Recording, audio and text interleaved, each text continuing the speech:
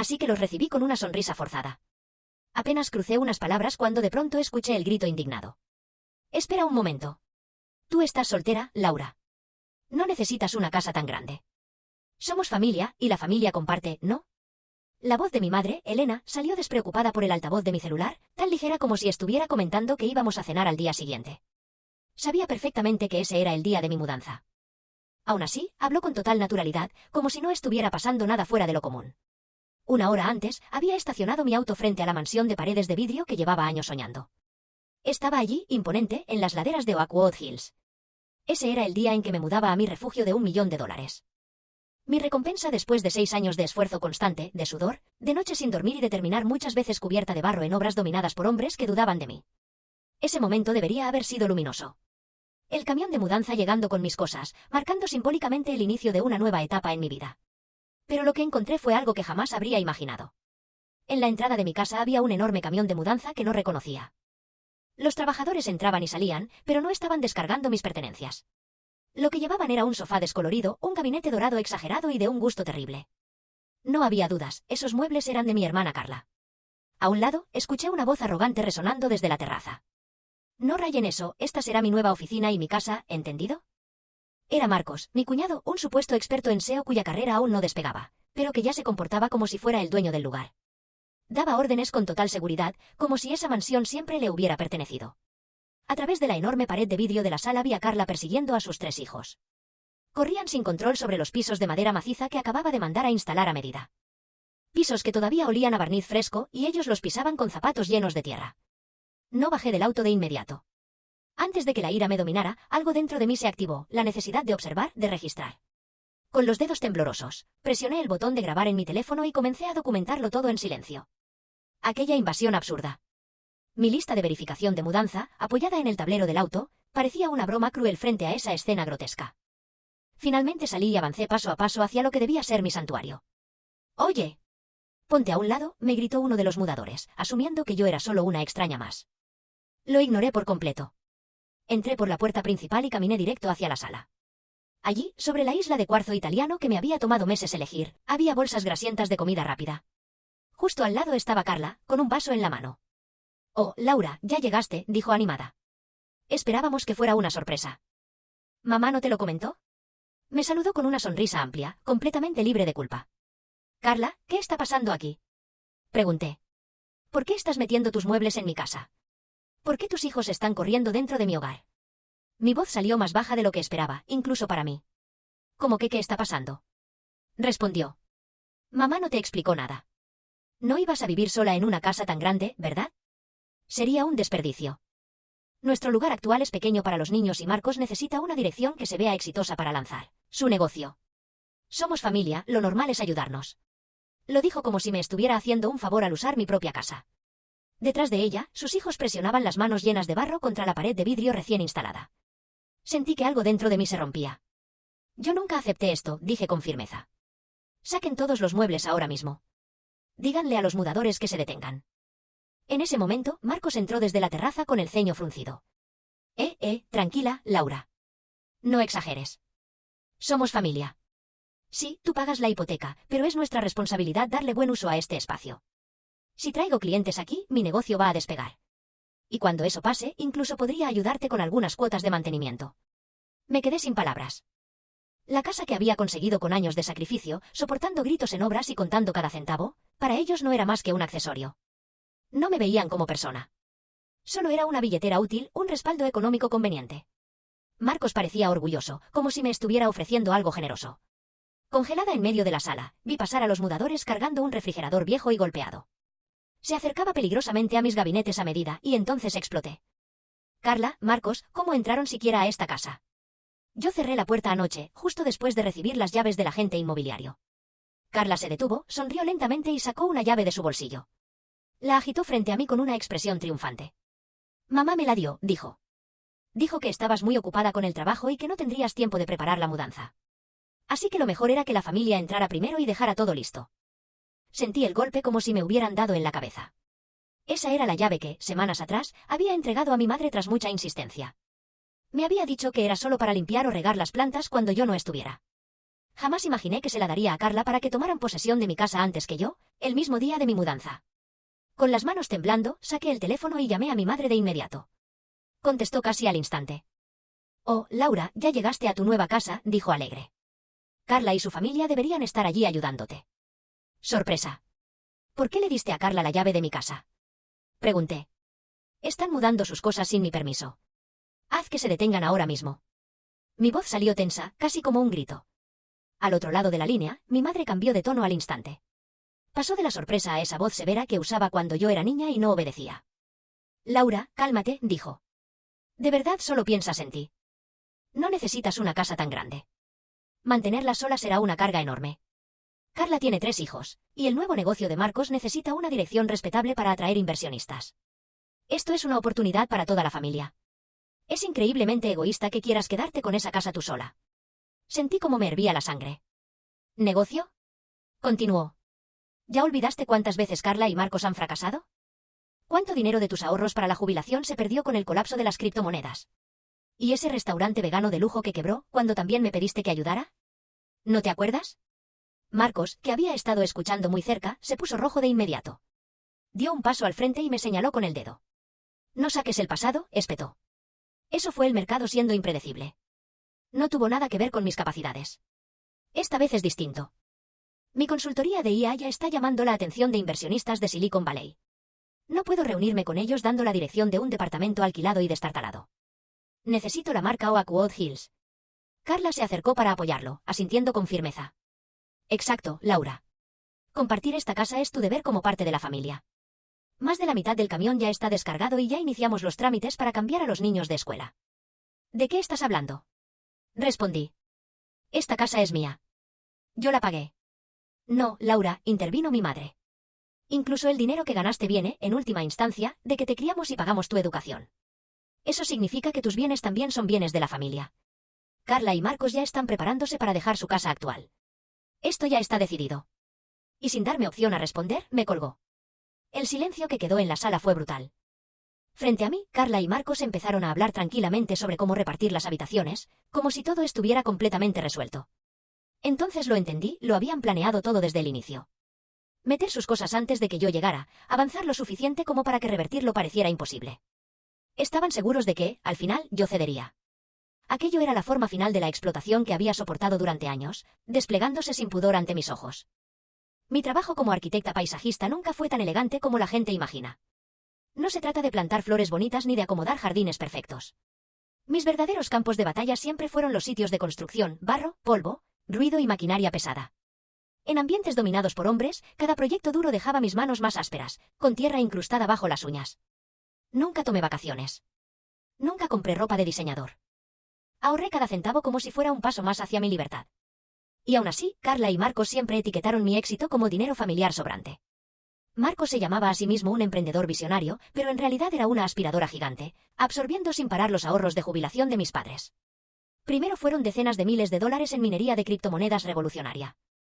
Después, un restaurante vegano de lujo que cerró en apenas 3 meses. Cada vez que mi madre me llamaba era lo mismo. «Laura, ¿tienes dinero?». Carla y Marcos solo están pasando por un problema temporal de flujo de caja. Ayudarlos es una inversión familiar. Cuando Marcos tenga éxito, te lo devolverá con creces. El dinero que mi padre había ahorrado durante décadas se fue drenando poco a poco. Y ahora, sus ahorros estaban casi agotados. Aún así, para ellos, yo valía menos que la hija glamorosa y el yerno soñador que fracasaban una y otra vez. Siempre fui la red de seguridad. Laura está bien, pero Carla y Marcos nos necesitan. Ese amor torcido me mantuvo atrapada durante años. Nunca celebraron mi independencia, la resentían. Que yo tuviera una casa propia y escapara de su control lo veían como una traición, como si estuviera acaparando algo que no me correspondía. Comprar la casa en Oakwood Hills no fue solo una decisión inmobiliaria. Fue la apuesta más grande de mi vida. Mi salida definitiva de su sistema de explotación. «Laura, ¿me estás escuchando?». La voz de Carla me devolvió a la realidad. Golpeó el mostrador de cuarzo con sus dedos sucios, el mismo que acababa de instalar. «Este espacio es perfecto para los escritorios de tareas de los niños. Vas a tener que mover tu equipo de trabajo al almacén del sótano». En ese instante, algo dentro de mí se activó en silencio. Probablemente no notaron la leve curva que apareció en las comisuras de mis labios. Estaban convencidos de que yo estaba en shock, paralizada, y que una sola llamada de mi madre bastaba para someterme. Carla seguía hablando emocionada de muebles. Marcos ya se había instalado en el dormitorio que planeaba convertir en su suite de CEO, mirando por la ventana con aire triunfal. Pero lo que aprendí en los últimos 6 años no fue solo a trabajar la tierra y crear paisajes. Aprendí algo mucho más frío, siempre asumir el peor escenario y construir varias capas de defensa legal. De hecho, semanas antes de cerrar la compra de la casa, cuando mi madre apareció en mi apartamento exigiendo una llave de repuesto solo para ayudar a limpiar, todas mis alarmas se encendieron. Conocía demasiado bien sus patrones. Si me negaba, lloraría. Si insistía, me acusaría ante toda la familia de ser egoísta y desconfiada. Por eso sonreí y dije: «Claro, mamá. Me ayudaría mucho». Y le entregué una llave. Pero esa llave no era solo una llave. Ese mismo día fui a ver a un abogado especializado en derecho inmobiliario, Alejandro Ruiz. Me senté frente a él y fui directa al punto. «Señor Ruiz, existe la posibilidad de que mi familia intente ocupar mi nueva casa sin mi consentimiento. Si eso ocurre, no pienso mostrar ni la más mínima indulgencia. Por favor, prepare una notificación formal por allanamiento y una orden de desalojo inmediato», le dije al abogado. «Quiero que esté lista de antemano». Le entregué copias de la escritura donde figuraba únicamente mi nombre, extractos bancarios que demostraban que la casa había sido pagada en su totalidad con mi propio dinero y una declaración jurada donde quedaba claro que nadie, bajo ninguna circunstancia, tenía permiso para entrar a la propiedad sin mi consentimiento. En ese momento, todo ese sobrepesado descansaba dentro del bolso que llevaba colgado al hombro. «Oye, Laura, ¿me estás escuchando?». La voz de Carla volvió a irrumpir en la sala. «Marcos dice que deberíamos pedir catering esta noche. Hay que hacer una pequeña fiesta de inauguración, ¿no? Tú pagarás, claro. Es una celebración de mudanza». Me miró como si ya diera por hecho que yo cubriría la cuenta.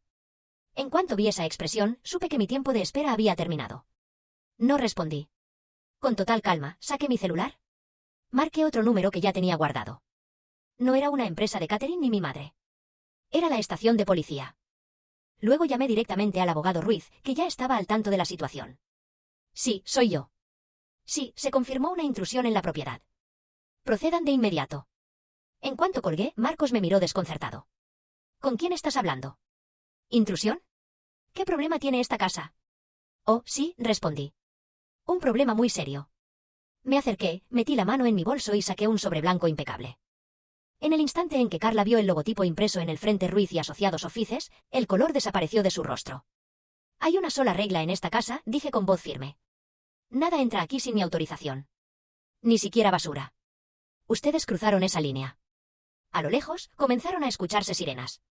El sonido cortó el silencio del vecindario exclusivo mientras luces rojas se reflejaban en las paredes de vidrio al acercarse con el atardecer. «¿Qué es esto? ¿Qué está pasando?». Marcos corrió hacia la ventana y se quedó paralizado. Su fantasía de mansión de hombre exitoso se desmoronó en segundos cuando 3 oficiales uniformados pisaron el césped. Un golpe fuerte resonó en la puerta. «Policía. Recibimos un reporte de ingreso ilegal». Antes de que yo pudiera abrir, Carla se adelantó. Forzó una sonrisa nerviosa y saludó a los oficiales como si fuera la víctima. «Oficiales, gracias por venir. Ha habido una persona sospechosa rondando la casa. Bueno, en realidad es mi hermana. Está un poco inestable y está interfiriendo con nuestra mudanza. Todo está bajo control, ya la calmaremos». Me señaló y montó una actuación patética. Los oficiales recorrieron la sala con la mirada, los montones de muebles viejos, los mudadores confundidos y, finalmente, yo, de pie en silencio. Di un paso al frente. Sin decir una palabra, saqué 3 documentos del sobre y los coloqué sobre la mesa, uno por uno, con absoluta intención. «Mi nombre es Laura Méndez. Soy la única propietaria legal de esta vivienda. Aquí están las copias notariales de la escritura. Esta es la prueba de que la casa fue comprada íntegramente con mis fondos personales. Y esto». Levanté el tercer documento. Es una notificación formal de allanamiento y una solicitud de desalojo inmediato, firmada por el abogado Ruiz. Hoy, personas a las que se les negó expresamente el permiso para estar aquí aprovecharon mi ausencia, entraron ilegalmente a la propiedad y trajeron sus pertenencias. Les pedí que se retiraran y se negaron. Por eso solicito formalmente su expulsión por parte de la policía». El oficial tomó los documentos y comenzó a leerlos con cuidado, página por página. Durante largos minutos, la sala quedó en silencio absoluto. Pude ver cómo el color se iba drenando del rostro de Carla y de Marcos. «Según esta escritura», dijo finalmente el oficial, «la única propietaria de la casa es Laura Méndez». Levantó la vista y los miró con frialdad. «Sus nombres no aparecen en ningún lugar. Esta no es su propiedad». «Eso no puede ser», gritó Carla. «Nuestra madre nos dio la llave. Tenemos derecho legítimo a estar aquí». La voz del oficial se volvió más dura. «Tener una llave no otorga derechos de propiedad. Una vez que el dueño legal les exige que se retiren, permanecer aquí constituye allanamiento. Detengan la mudanza de inmediato y devuelvan todas las pertenencias al camión. Si se niegan, serán arrestados. Arrestados. Susurró Marcos, con la voz temblorosa. En ese instante, su orgullo se hizo añicos contra la muralla inamovible de la ley. Yo observé su desesperación con una calma glacial. Muevan todo de vuelta al camión ahora, ordenó el oficial. Si no cumplen, serán escoltados a la comisaría. Los mudadores, completamente intimidados, no perdieron tiempo. Ansiosos por evitar problemas, comenzaron a cargar de regreso los muebles que acababan de meter. Esperen. No hemos terminado. Chilló Carla, histérica, intentando bloquearlos. El oficial se interpuso entre ella y los trabajadores. Señora, retroceda. Ellos están haciendo lo correcto. Usted también debe recoger sus pertenencias personales y abandonar la propiedad de inmediato. Y justo entonces ocurrió. Un auto frenó bruscamente en la entrada. Mi madre bajó casi corriendo y entró a la casa a toda velocidad. Laura, ¿qué crees que estás haciendo? Gritó. Vine a revisar la mudanza y casi me da un infarto al ver patrullas afuera. Llámalos ahora mismo. ¿No te da vergüenza sacar un asunto familiar a la luz pública? Me miró furiosa e intentó arrancarme los documentos de las manos, pero el oficial la detuvo. Mamá, dije con calma, la que se está comportando de forma vergonzosa no soy yo. Esta es mi casa. Mi refugio. La pagué yo. Tú entregaste la llave sin permiso y dejaste entrar a gente como si fueran dueños. Ignoraste mis advertencias y provocaste esta situación. ¿Ladrones? Gritó. ¿Cómo te atreves a hablarle así a tu propia madre?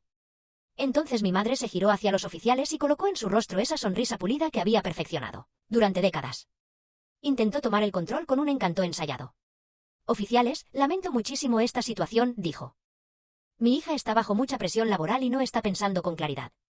Esta casa siempre fue pensada para el futuro de nuestra familia.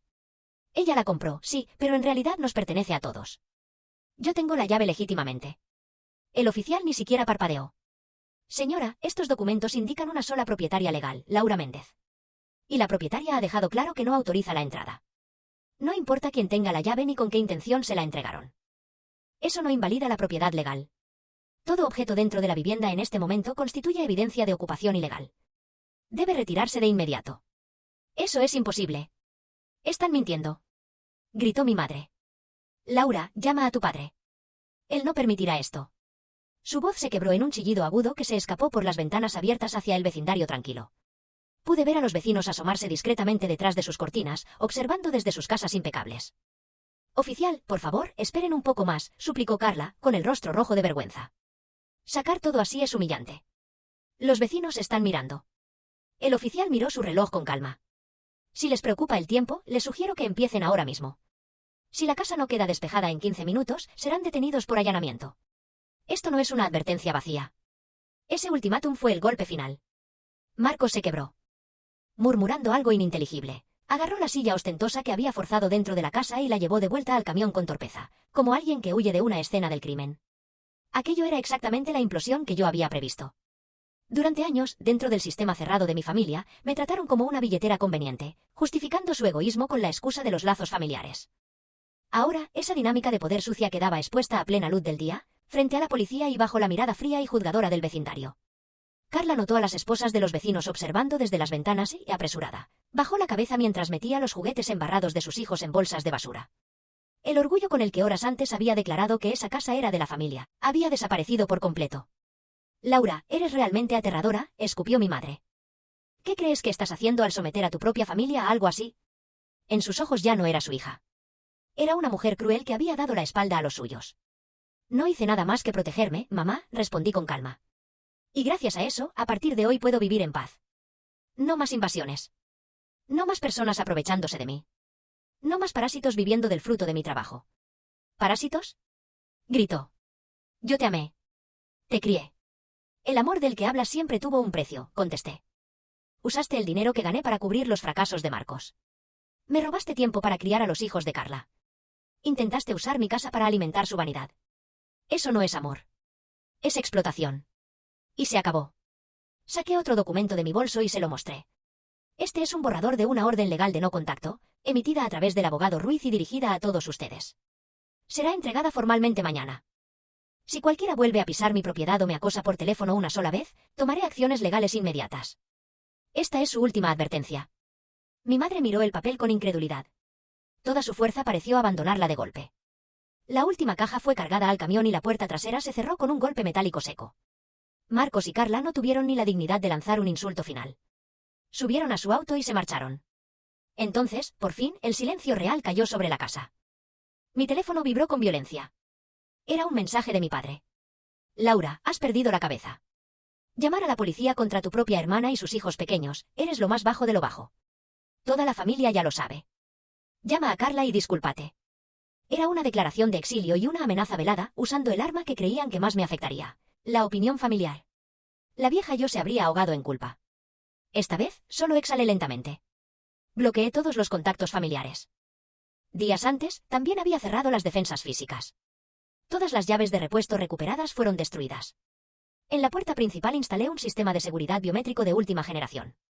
Solo mi huella dactilar y mi iris podían dar acceso a mi santuario. A través del abogado Ruiz, cada miembro de la familia recibió formalmente una orden de no contacto legalmente vinculante. Si alguno volvía a pisar mi propiedad, sería arrestado de inmediato. Sin excepciones. Sin escapatorias. Pasaron los meses. Por medio de parientes lejanos supe cómo terminaron las cosas. Carla y Marcos, la pareja que intentó apoderarse de mi hogar creando un hecho consumado, acabaron en un apartamento barato y deteriorado en las afueras de la ciudad. El nuevo negocio de Marcos colapsó antes de despegar cuando los inversionistas supieron del incidente policial, en un vecindario exclusivo. Mis padres también cosecharon lo que sembraron.